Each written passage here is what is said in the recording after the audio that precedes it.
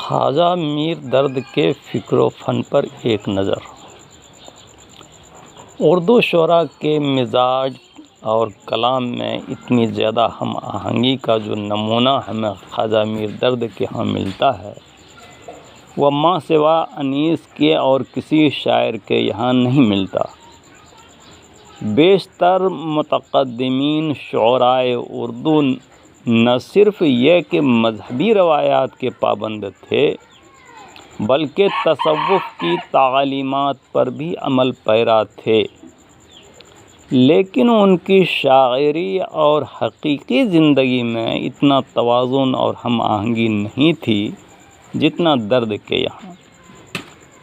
نسبی اعتبار سے درد کا سلسلہ بھی مشاہیر صوفیہ سے ہوتا ہوا سرکار دو عالم صلی اللہ علیہ وسلم سے جا ملتا ہے، اور ننہیالی سلسلہ میں بھی حضرت غوث العظم محی الدین قادری جیلانی رحمۃ اللہ علیہ سے ہوتا ہوا وہیں منتہی ہوتا ہے۔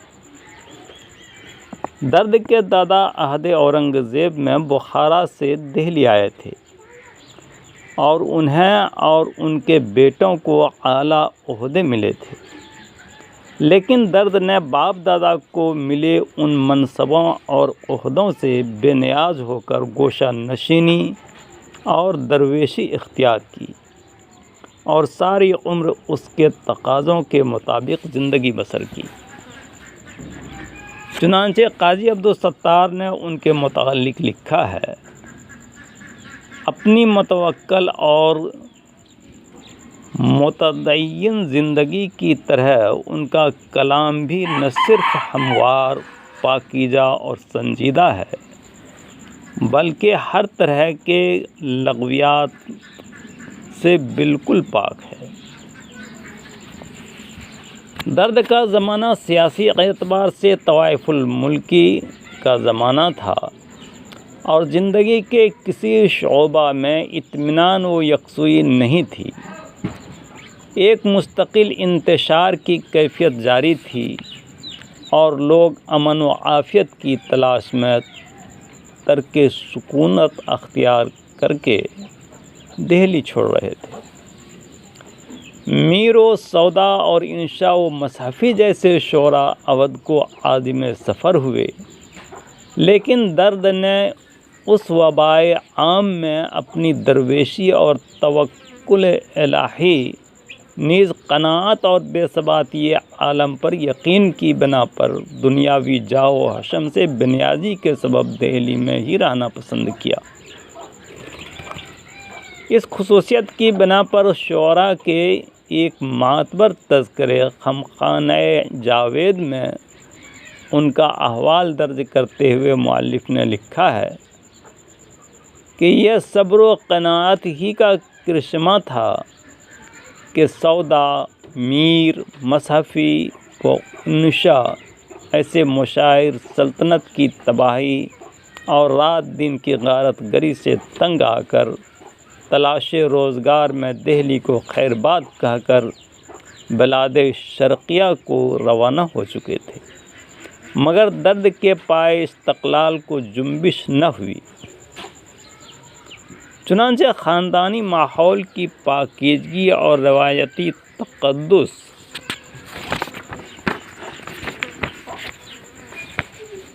تقدس نے اس رو بہ زوال تہذیب و سیاست کے ماحول میں ان کی شخصیت کو کسی طرح پامال نہ ہونے دیا اور ان کے فکر و فن کا ہر گوشہ ان کی شخصیت کی تابانی سے منور ہوا۔ درد نے اپنے عہد کے معروف و مروجہ علوم و فنون یعنی تفسیر، حدیث، فقہ، منطق و فلسفہ اور موسیقی میں جو درجہ کمال حاصل کیا تھا، اس کی وساطت سے انہیں دہلی سے باہر کہیں بھی دنیاوی جاہ اور مرتبہ حاصل ہو سکتا تھا۔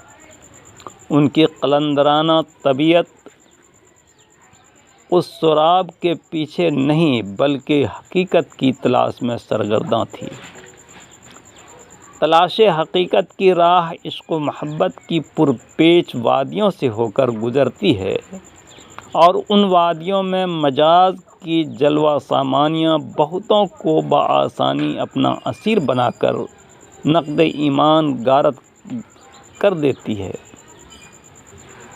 لیکن درد نے اپنی متاع ایمان کے جذبہ عشق کی لطافتوں کو کثافت سے آلودہ نہیں ہونے دیا۔ خود ان کا اپنا قول قابل توجہ ہے کہ میں کبھی رسمی عشق بازی میں گرفتار نہیں ہوا۔ اس دعویٰ کے باوجود ہمیں ان کے کلام میں عشق مجازی کی نشاندہی کرنے والے اشعار بھی خاصی تعداد میں ملتے ہیں، تو اس دعویٰ کی صداقت مشتبہ ہونے لگتی ہے۔ لیکن جب ہم پر یہ آشکار ہوتا ہے کہ شاعری کے ذریعہ عشق حقیقی کے سربستہ رازوں کا بیان مجاز کی دنیا کی اصطلاحات و استعارات کا مرہون ہوتا ہے، تو ان کے اس دعویٰ کی صداقت تسلیم کرنے میں کوئی دقت نہیں ہوتی۔ غالب نے اسی کیفیت کا اظہار اس شعر میں کیا ہے: ہر چند ہو مشاہدہ حق کی گفتگو، ہر چند ہو مشاہدہ حق کی گفتگو، بنتی نہیں ہے بادہ و ساغر کہے بغیر۔ متصوفانہ شاعری میں بیشتر عشق مجازی کے شبہ میں مبتلا کرنے والے جو اشعار ملتے ہیں، ان میں معشوق سے مراد شاعر کے باطنی مدارج کے مطابق یا تو اس کا شیخ ہوتا ہے، یا رسول اکرم صلی اللہ علیہ وسلم کی ذات مبارکہ، یا خداوند کی ہستی جو منتہائے مقصود ہوتی ہے، کیونکہ طریقت یا راہ سلوک کے 3 مدارج فنا فی الشیخ، فنا فی الرسول اور فنا فی اللہ بتائے گئے ہیں۔ چنانچہ درد کے یہاں بھی ایسے اشعار سے جن سے عشق مجازی مترشح ہوتا ہے، ان کا معہود ذہنی انہی 3 حیثیتوں میں سے کوئی ہستیوں میں سے کوئی ہستی مراد لی جا سکتی ہے۔ اے درد مجھے کچھ نہیں اب اور تو آزار، اے درد مجھے کچھ نہیں اب اور تو آزار، اس چشم سے کہہ دینا کہ بیمار ہوں تیرا۔ تو کب تئیں مجھ ساتھ میری جان ملے گا، تو کب تئیں مجھ ساتھ میری جان ملے گا، ایسا بھی کبھی ہوگا کہ پھر آن ملے گا۔ خالق کائنات سے تمام مخلوق کا جو رشتہ ہے وہ صاف ظاہر ہے، لیکن اس رشتہ کی مزید وضاحتیں صوفیوں نے اپنے اپنے طریقوں سے کی ہیں۔ درد نے اس رشتہ پر کچھ اس انداز سے روشنی ڈالی ہے: مدرسہ یا دیر تھا یا کعبہ و بت خانہ تھا، مدرسہ یا دیر تھا یا کعبہ و بت خانہ تھا، ہم سبھی مہمان تھے وہاں تو ہی صاحب خانہ تھا۔ مقدور ہمیں کب تیرے وصفوں کے رقم کا، حقا کہ خداوند ہے تو لوح و قلم کا، ہے خوف اگر جی میں تو تیرے غضب کا، اور دل میں بھروسہ ہے تو ہے تیرے کرم کا۔ سالک کو یہ دنیا حوادث و طوفان کی آمازگاہ نظر آتی ہے، اور اس سے بچنے کی کوشش میں اسے ایسا لگتا ہے گویا وہ موت سے ہمکنار ہو کر پھر زندہ ہوا ہے۔ غالب نے جو صوفی تو نہیں تھے، لیکن جب ایسی کیفیت کا اظہار کیا تو کہہ اٹھے: زندگی اپنی جب اس شکل سے گزری غالب، زندگی اپنی جب اس شکل سے گزری غالب، ہم بھی کیا یاد کریں گے کہ خدا رکھتے تھے۔ فانی نے اسے دیوانے کا خواب بتایا، سمجھنے اور سمجھانے میں آنے والا معمہ بتایا، اور کہا: ہر نفس عمر گزشتہ کی ہے میت فانی، ہر نفس عمر گزشتہ کی ہے میت فانی، زندگی نام ہے مر مر کے جیے جانے کا۔ اور درد کے یہاں زندگی اور مرگ مسلسل کی تصویر ان الفاظ میں نظر آتی ہے۔ زندگی ہے یا کوئی طوفان ہے، زندگی ہے یا کوئی طوفان ہے، ہم تو اس جینے کے ہاتھوں مر چلے۔ سالک پر ایسی کیفیت بھی طاری ہوتی ہے جس میں نہ تو وہ اپنے احوال سے غافل کہا جا سکتا ہے اور نہ آگاہ، اسے چاہے استغراق کا نام دے لیجئے خواہ کوئی اور نام، لیکن مقصود وہی ہستی ہوتی ہے جس کے عشق میں سرشار ہو کر یہ کیفیت طاری ہوتی ہے، اور یہ منزل جب فنا فی اللہ کے درجہ پر ملتی ہے تو اسے دوام حاصل ہو جاتا ہے۔ بحیثیت سالک درد کن منزلوں پر تھے اس سے غرض نہیں، لیکن اس منزل کا عرفان ان کے اس شعر میں ملاحظہ فرمائیے۔ نہ ہم غافل ہی رہتے ہیں نہ کچھ آگاہ ہوتے ہیں، نہ ہم غافل ہی رہتے ہیں نہ کچھ آگاہ ہوتے ہیں، انہی طرحوں میں ہم ہر دم فنا فی اللہ ہوتے ہیں۔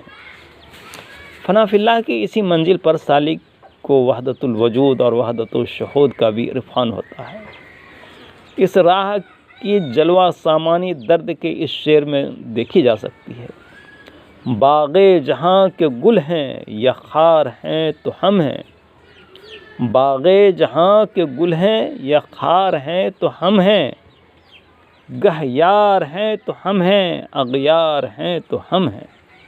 یہ شعر بھی کرشمہ دامن دل میں کشد کی جا اینجاست، یہ شعر بھی کرشمہ دامن دل می کشد کے جا اینجاست کے مصداق ہمیں اپنی طرف متوجہ کرتا ہے۔ متفق آپس میں ہیں اہل شہود، متفق آپس میں ہیں اہل شہود، درد آنکھیں دیکھ دونوں ایک ہیں۔ درد کی غزلوں میں تصوف کا غلبہ ان کے کلام کی نمایاں خصوصیت کہی جا سکتی ہے۔ اہل تصوف کے یہاں سوز و گداز ہی رخت سفر یا متاع حیات سے عبارت ہے۔ اس نے درد کی غزلوں میں اس صنف سخن کے تقاضوں کی مناسبت سے یہ سوز و گداز اور درد کی اثر آفرینی کے نمونے بکثرت ملیں گے۔ اس خصوصیت کی نشاندہی گلشن ہند میں اس طرح کی گئی ہے۔ اگرچہ دیوان ان کا بہت مختصر ہے لیکن سراپا درد و اثر ہے۔ مولانا محمد حسین آزاد نے آب حیات میں درد کی غزلوں پر تبصرہ کرتے ہوئے لکھا ہے، گویا تلوار کی آبداری نشتر میں بھر دی ہے۔ درد کے کلام کی دوسری اہم خصوصیت ان کے بیان کی ندرت ہے۔ ان کا ایک شعر ملاحظہ کرنے کے قبل یہ پیش نظر رکھنا ہوگا کہ متقدمین شعرائے اردو و فارسی نے اشک یا آنسو کو طفل بھی بتایا ہے۔ بچوں کی نادانی اور کم فہمی ملحوظ رکھتے ہوئے اس شعر میں ندرت ملاحظہ ہو۔ اے آنسو نہ آوے کچھ دل کی بات منہ پر، اے آنسو نہ آوے کچھ دل کی بات منہ پر، لڑکے ہو تم کہیں مت افشائے راز کرنا۔ جس طرح شیخ سعدی کے بہت سے فقرے اور مصرے ہماری زبان میں آج تک رائج ہیں، اسی طرح کچھ اشعار اور مصرے درد کے بھی ہماری زبان میں ضرب المثل کے طور پر شامل ہیں۔ تر دامنی پہ شیخ ہماری نہ جائیو، تر دامنی پہ شیخ ہماری نہ جائیو، دامن نچوڑ دیں تو فرشتے وضو کریں۔ وائے نادانی کے وقت مرگ یہ ثابت ہوا، وائے نادانی کے وقت مرگ یہ ثابت ہوا، خواب تھا جو کچھ کے دیکھا جو سنا افسانہ تھا۔ الفاظ کی سادگی بھی سچی شاعری کا ایک زبردست حسن بن جاتی ہے۔ درد کے یہاں سادگی الفاظ کے نمونے بھی بکثرت ملتے ہیں۔ زندگی ہے یا کوئی طوفان ہے، ہم تو اس جینے کے ہاتھوں مر چلے۔ درد کا حال کچھ نہ پوچھو تم، وہی رونا ہے نت وہی غم ہے۔ دوستو دیکھا تماشا یہاں کا سب، خوش رہو تم ہم تو اپنے گھر چلے۔ ان اوصاف کے ساتھ ساتھ درد کے کلام میں وہ الفاظ بھی ملتے ہیں جو اب زبان میں رائج نہیں ہیں، جیسے ٹوک، تلا، کبھو وغیرہ۔ یہ الفاظ گو کہ اب متروک ہو چکے ہیں، لیکن درد کے زمانے میں یہ الفاظ سلاست و فصاحت کی جان سمجھے جاتے تھے۔ درد کی شاعری میں ہمیں ایک خوشگوار لذت اور رنگینی کا احساس ہوتا ہے۔ اپنی غزلوں میں انہوں نے زندگی کی حقیقتیں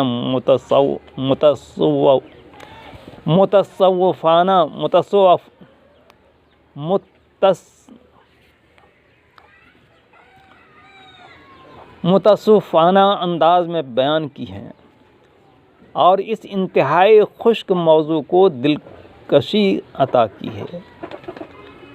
یوں تو انہوں نے رباعی، ترکیب بند، مستزاد اور مخمس وغیرہ بھی لکھے ہیں، لیکن جو شستگی اور شائستگی، سوز و گداز، بانک پن اور جذبات کا برجستہ اظہار ان کی غزلوں میں ملتا ہے، اس کی بنا پر ہم انہیں بلا خوف تردید غزل کا شاعر کہہ سکتے ہیں۔ ان کی بیشتر غزلوں میں تصوف کا رنگ بہت گہرا نظر آتا ہے۔ تغزل اور تصوف کا اتنا حسین امتزاج اور نشاطیہ رنگ و آہنگ ان کی خاص پہچان بن گیا ہے۔